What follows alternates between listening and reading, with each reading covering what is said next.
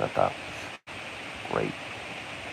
Realism, the analysis of that, symbolism of that, with of course another great, you know, Vincent Price narration. I'm not too familiar with the actor and the role, but if I dig deep more into his filmography, some more films, I could get accustomed and familiar with him carrying candles. He walked up the steps and walked down the steps carrying candles.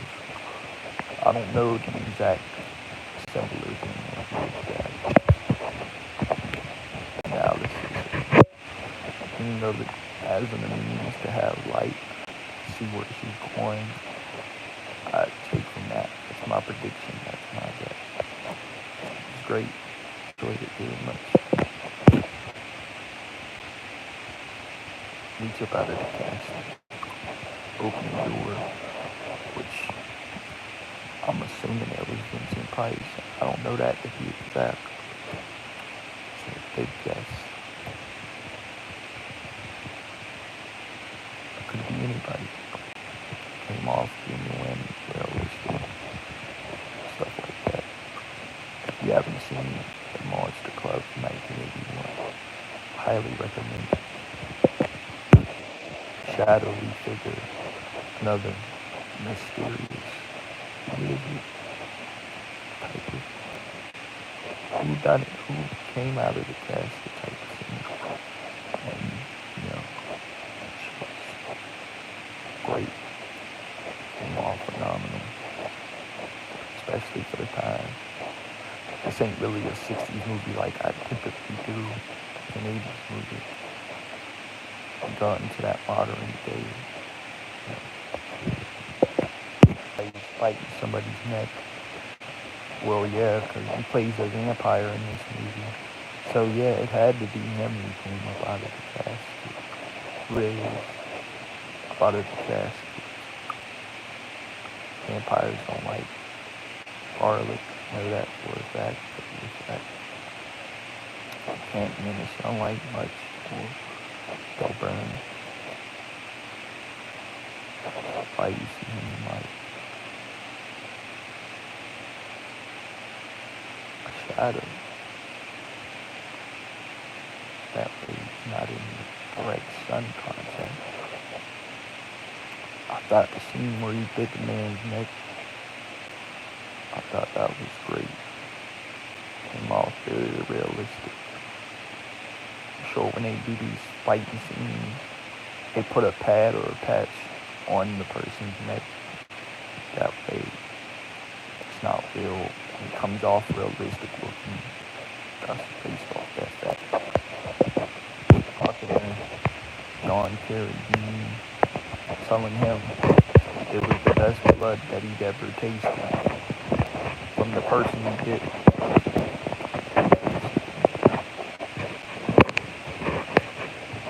I thought was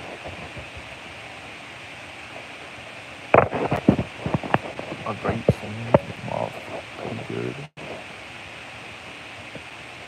Came off very realistic. Humor for the time. Awesome scene. Awesome depiction. Shown hands on them. He has this mask. They're looking at each other. And what came off like a passionate scene. Like, you want to dance with me? You want to dance with me? Type shit. I found that to be pretty cool.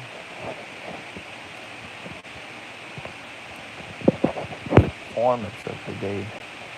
There's actual bands in this movie, such as The Viewers. I wasn't too much familiar with them, but if I do some more research or dive on them, I could get accustomed to them.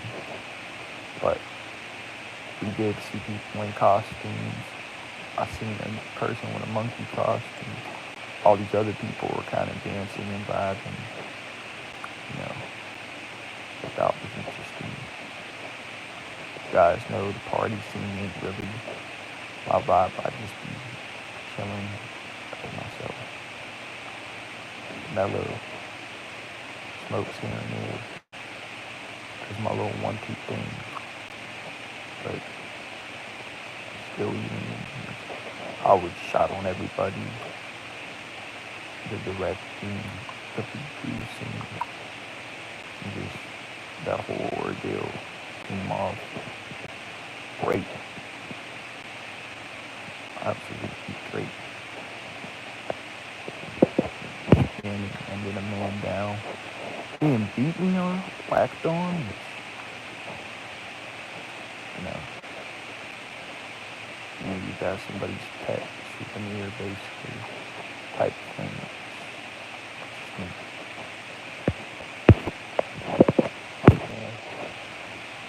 And all these other people hitting something.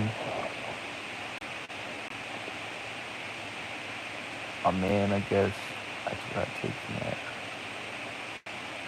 I seen, I thought very well done, very well produced, very interesting. Highly recommend you see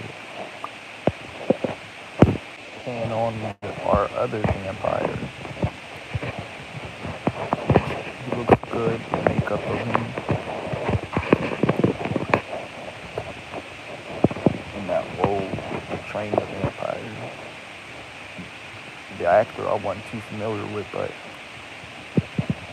he comes off very comfortable, very committed, very realistic in that role, very believable in that role as well. So there's that. Anyway, I'm assuming she had seen something that prompted her. She screamed out the top of her lungs.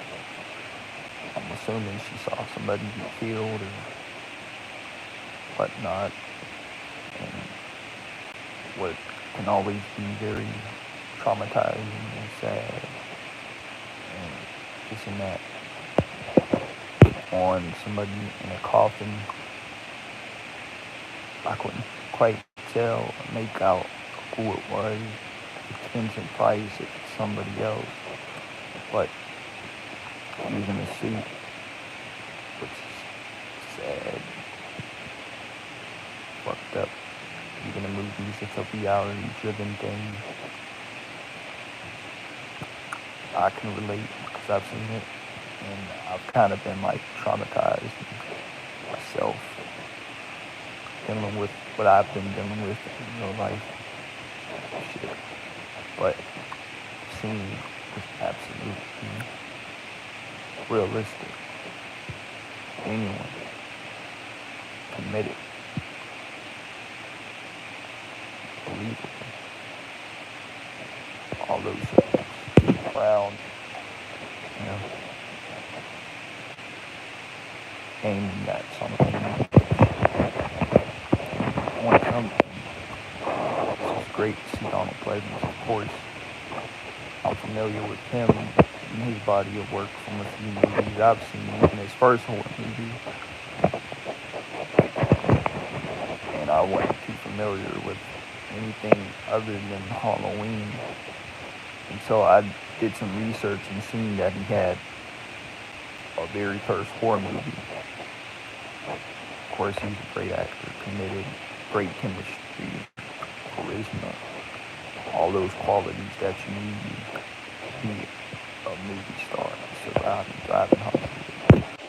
A man in a hat, a suit, tie. He came off like a magician, yeah. And it was great, very believable, very genuine.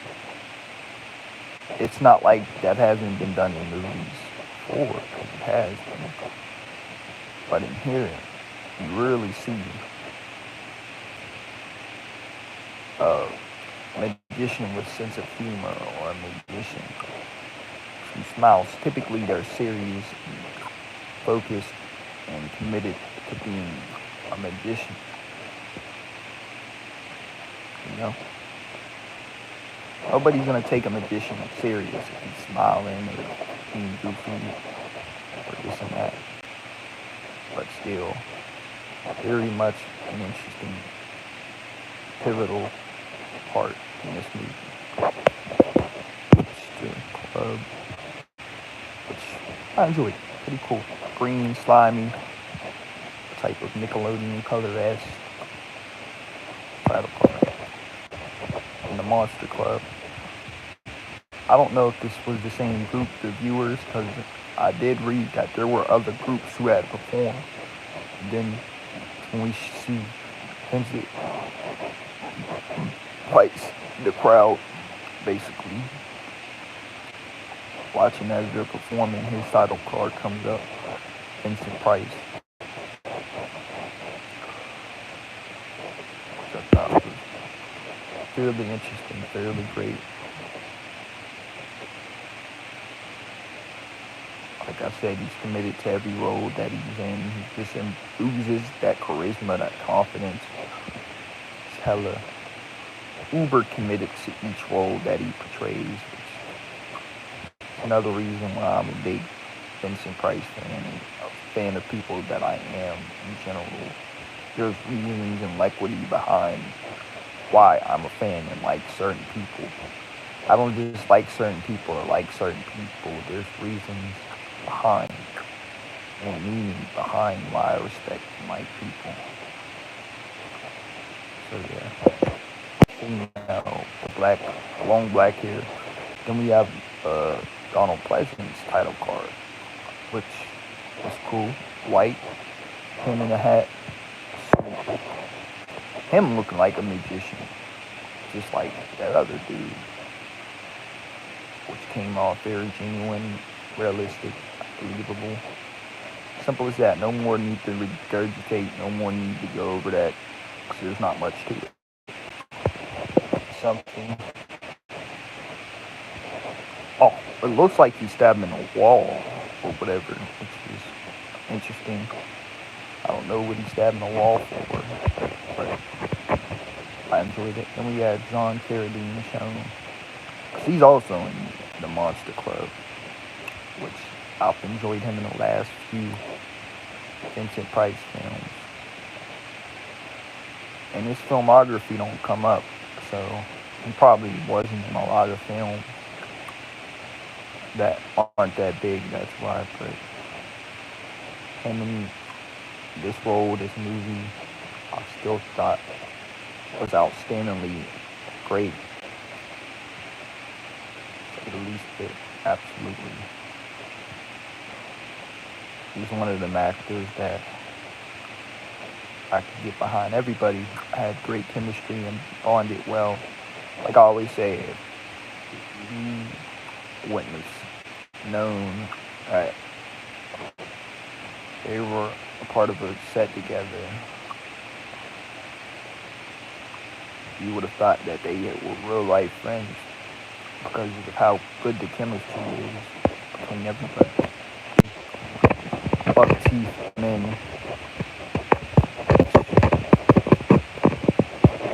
I thought interesting. And we got title card. Not too familiar with, but still very much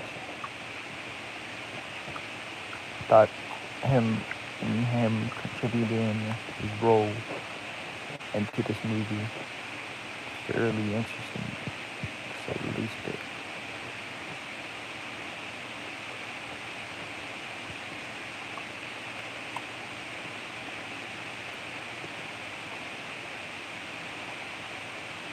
I'd have to do some research on him too. Let's see what films he had been in. Just like I said with everybody else. Committed, driven, all that. Definitely interesting.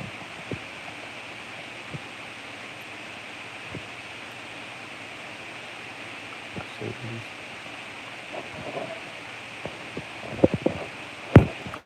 John Carradine mentioning everybody knows about steaks and garlic to the heart, which is like a nod and allusion and basically mentioning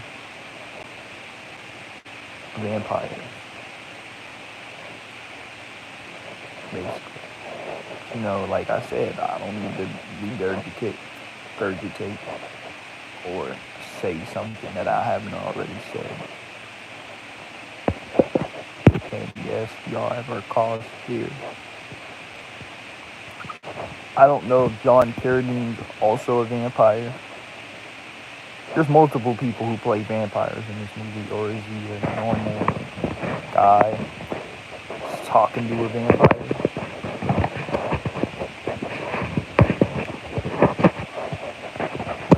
Which is an interesting kind of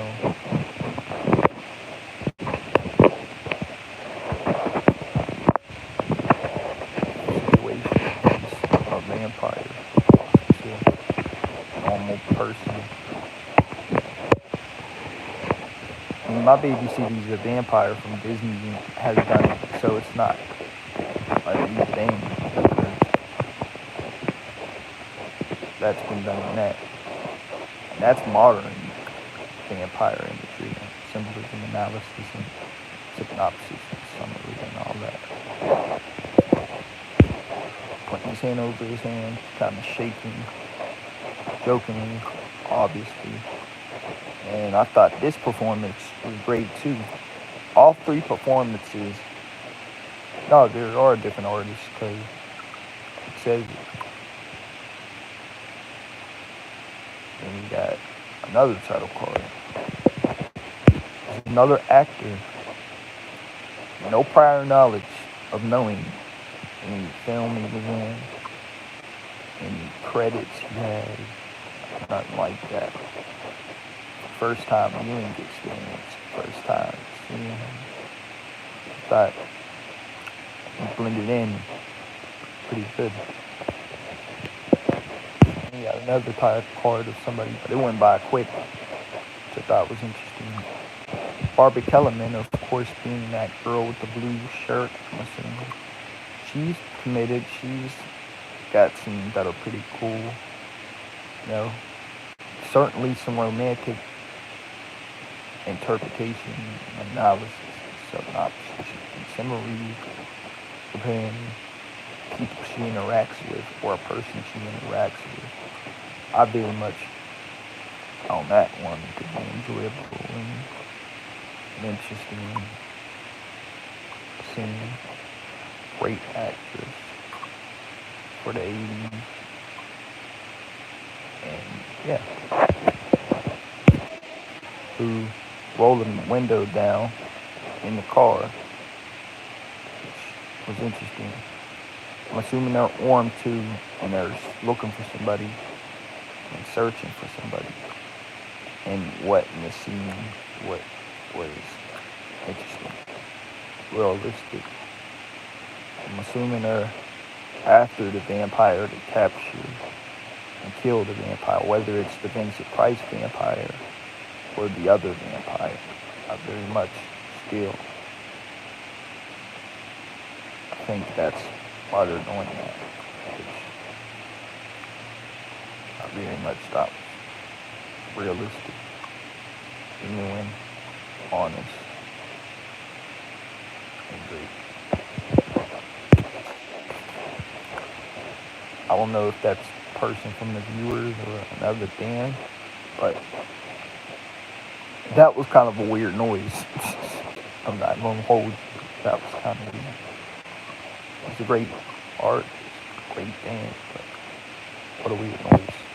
Enjoyed it though. Although it kind of throws me off when he made that noise. But Eric Man, who I wasn't too familiar with at all, to say the least. But I don't know any movies she was in. I don't know any prior filmography she might have, or whatever. But I'd say she did an an outstanding job. She fit in this movie just like anybody else did. I'll give her that. Taking over, disturbing the place, making sure that nothing fishy is going on, or this and that. It's great, self-aware. Egalan said you were one of his kind. Now, I'm assuming he's mentioning vampire. He's a vampire.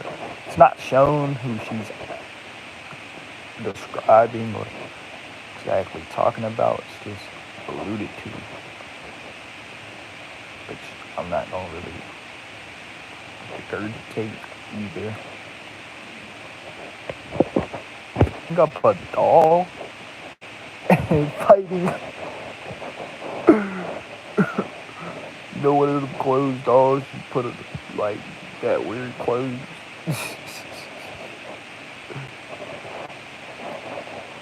They're fighting and beating on that, which I was interesting.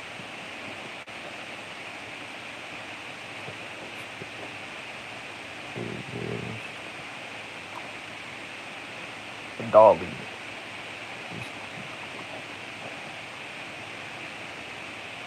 Mannequin, no, mannequin.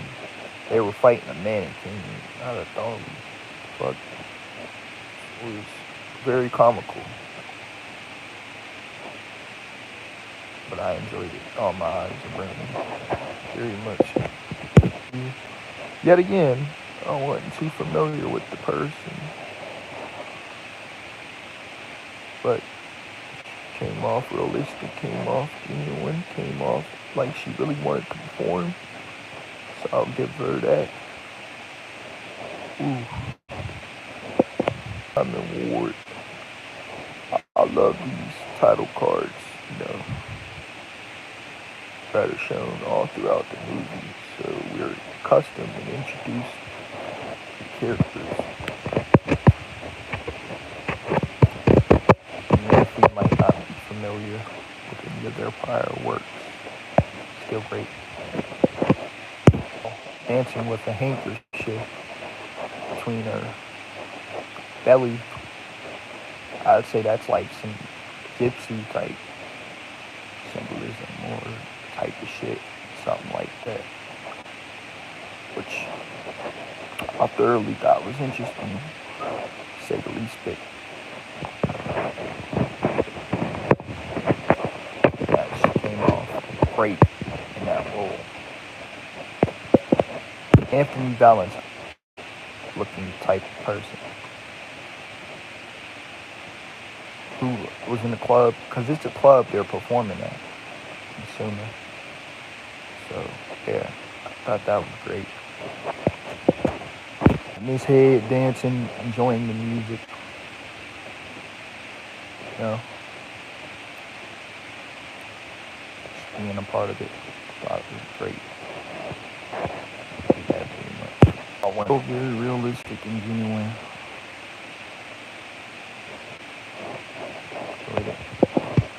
Another title card for Patrick McGee, who is another actor I had no prior recollection or no prior knowledge about.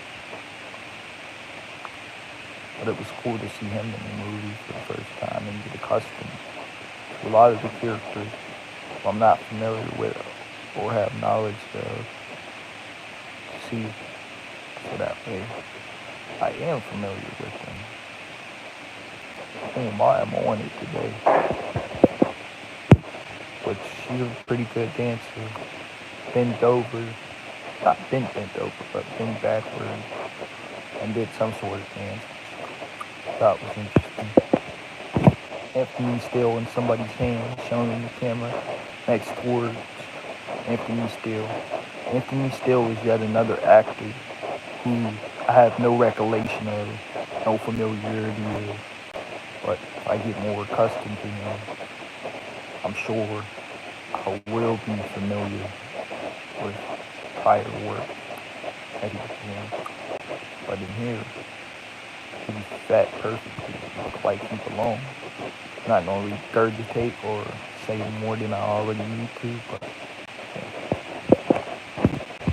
I'm assuming a vampire had ate her or did some type of shit to her, which thought was interesting. Then we've seen a skeleton, basically their eyes pop out of their eye socket, like, which I thought was kind of weird, creepy, eerie. At the same time, I can find light in that and say that's kind of comical as well. Because it came off looking very comical to me. This wasn't very serious. It came off very comical. You know, when you have the serious bloodshot eye come popping out. Like, for instance, even though it wasn't real, when Rey Mysterio was in the match with Seth Rollins, right, a few years back, right, and his eyes got popped out. Eye got popped out. Because it was a loser loses their eye match. You could see the blood, fake blood, be it, but you could see the blood coming out of his eye because he pulled his eye out with a knife. So that, I'd say, even though that's modern, I think I enjoyed that more because you could see the blood. Here you could just see the eyes popping out. You don't see any blood, but still very good. I enjoyed it. Donald Pleasance, it seemed like it was that majiggy type of dude, which was fucked up, messed up, because he didn't do anything to him for him to just randomly run up on him and attack him like that. You feel me? Fucked up. Visual on E.A. Robertson. That's who was performing. I wasn't too familiar with E.A. Robertson at all. But I very much thought he did great in his performances and in his roles, performing. Came off real, genuine, honest, and a great artist in general. You guys haven't seen The Monster Club from 1981. I highly recommend you watch it. See if you notice similar things that I noticed and pick up on. Not everybody's going to agree and have the same notions and thoughts on a movie when it comes to visuals, thought process, on the self-awareness, just everything when it comes to horror films in general. This woman performing Don't You Look Down on Me, which was a great song, powerful message, very motivational to me, not to let anybody look down on you or when you're such and such, She came off real realistic in her performance and great in front of the audience at the club. I don't know why I said bar, it's a club. Potato, though. A bar is a club. Same thing. But, yeah, at least. Still very cool.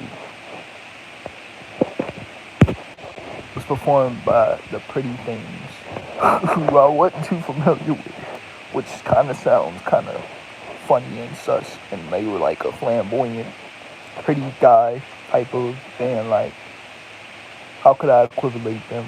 That's like equivalating them to a wrestling group or team. I'm not too familiar with. I call them pretty shitly, pretty deadly. Yes, boys. Not too keen on them at all. That's who this group reminded me of when I seen them. I would say it's the weakest performance out of the bunch. I wasn't too familiar with that. Because I don't like gay shit. I don't like seeing gay shit. But still very good. That came off very great. The other 4 groups, I'm a fan of. The Pretty Things, it just sounds sus and flamboyant and gay. I'm not too high on that. I'm not trying to bring down or be sexualist or anything. I'm just not into gay things or gay. You feel me? I don't mind gay as the means gay friends because I have gay cousins. So yeah, I'm just not into it. That's all. And you're okay to have your opinion and speak your mind to things you're not a fan of. It's not like I said it rude, like, oh, I'm not into this gay mother, fuck this gay shit. It's not like I approached it with that type of an attitude. I just said respectfully, it's not something that I enjoy seeing. Simple as that. But yeah, interesting seeing girlfriend or his daughter go back and forth. She's saying he must have food. He's saying you must listen to me because he knows the danger of vampires and you know that sort of thing, and how much harm a vampire can bring, which I honestly don't believe they exist. It's all for movies. Vampires are fake. Obviously, anybody with a brain would know that they don't exist. But yeah, I thought it was interesting. He likes you taste you by surprise. And he had some sort of alcohol in his hand, which wasn't the first time I've seen it. There was prior movies which I seen him drinking alcohol, which is interesting. When it calls for it, obviously he'll drink some alcohol. In movies like In the Pendulum, such and such, those early stages of his career, the haunted house on the hill, he wasn't drinking as much, but I can see later on when he got accustomed to it being useful, he would go into drinking, which is interesting, you know? Very good analysis, synopsis, summary, and all this and that. He probably needed it because of all the stress and all the shit he was dealing with. And knowing him being a vampire, that he's got all these people on his case after him, who basically running towards the road with torches and shit like that, which I thought was interesting. Obviously, they're trying to get rid of and come find and attack the vampires because they're not too keen and they don't like vampires, so they're trying to get rid them of the town, which I very much find interesting.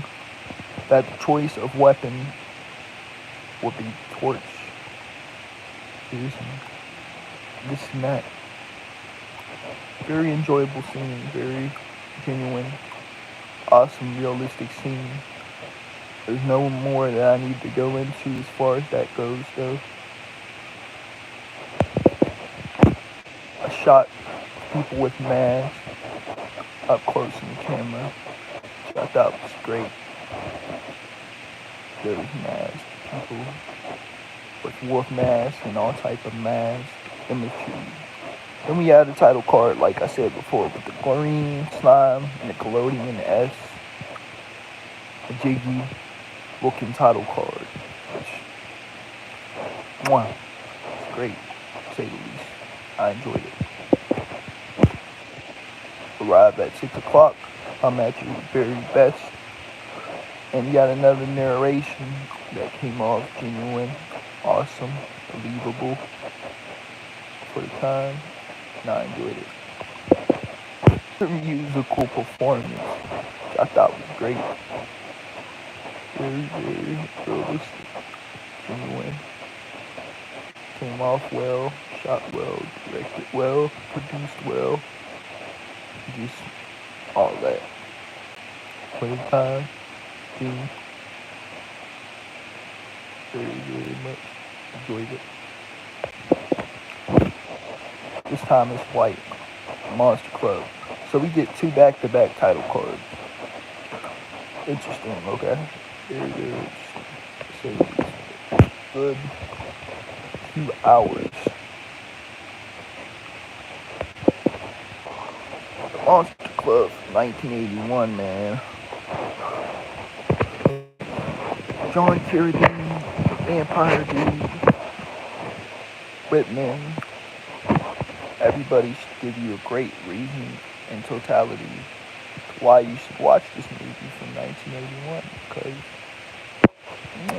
it's one of them vampire movies, just like Subspecies, that ties into a lot of great details together and depiction together, and the cast is very committed. One thing I appreciate about Subspecies is in that final movie, it didn't change up the cast members. Because you know what I feel? You switch up the cast members to different people, it won't have the same feel or effect with the new cast. That's why it's important to stay with who you know and who you're familiar with. That way you still get that same nostalgic feeling. I'd say they're on the same wavelength as far as vampire movies go. The Monster Club from 1981 and Subspecies just as good as the other as far as matching up industry, chemistry, cinematography, cast of characters, minus the performance, because there wasn't really no performance in Subspecies, and I enjoyed that, much like the Addams Family Wednesday show, which will probably return in November. Look forward to it. That it took place in Romania, which I thought was great. This took place in England, overseas, which I thought was great. Very enjoyable that they went out of town, out of state, to get this movie shot and directed and produced, this and that. And you can tell it's in England just by the locations, the directing, producing, all that. Anyway, I'm gonna get off here. I love you guys. Peace.